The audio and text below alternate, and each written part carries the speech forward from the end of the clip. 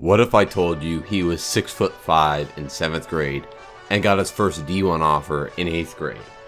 What if I told you he's a 7'2" giant with a wingspan that makes him look like an alien? He was a top 5 NBA prospect and shot over 50% from 3 in his only college season. Do you know his name? That's because it is Bol Bol, not an ordinary man. His freak of nature father, NBA legend Manute Bol, has created a prospect that we have never seen in the NBA before.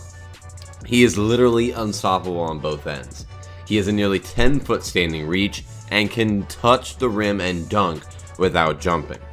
There's really no close comparison to him, but the best comparison would probably be Kristaps Porzingis.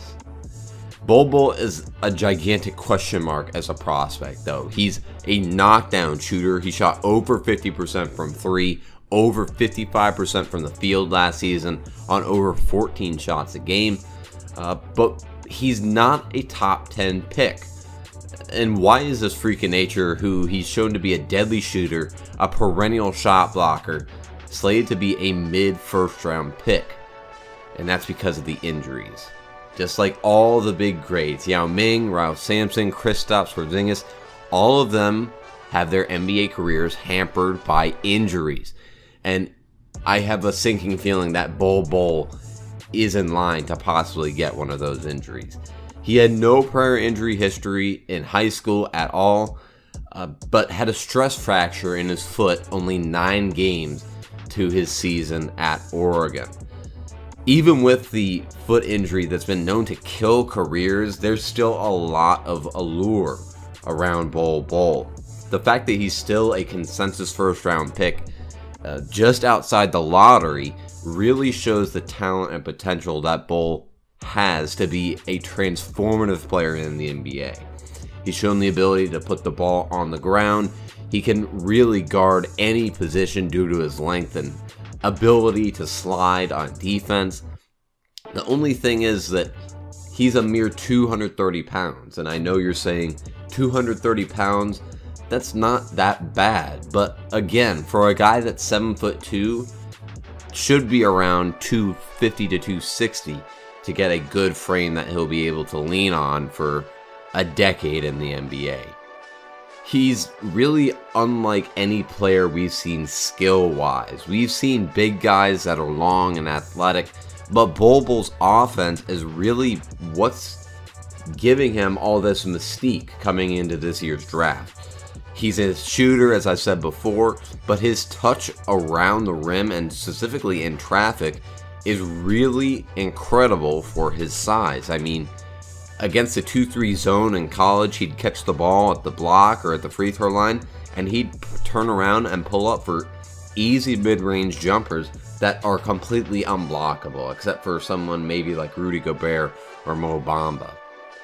Looking at his projections for the draft, he's looking at about 15 to 20, possibly a little bit later depending, so pretty much right after the lottery.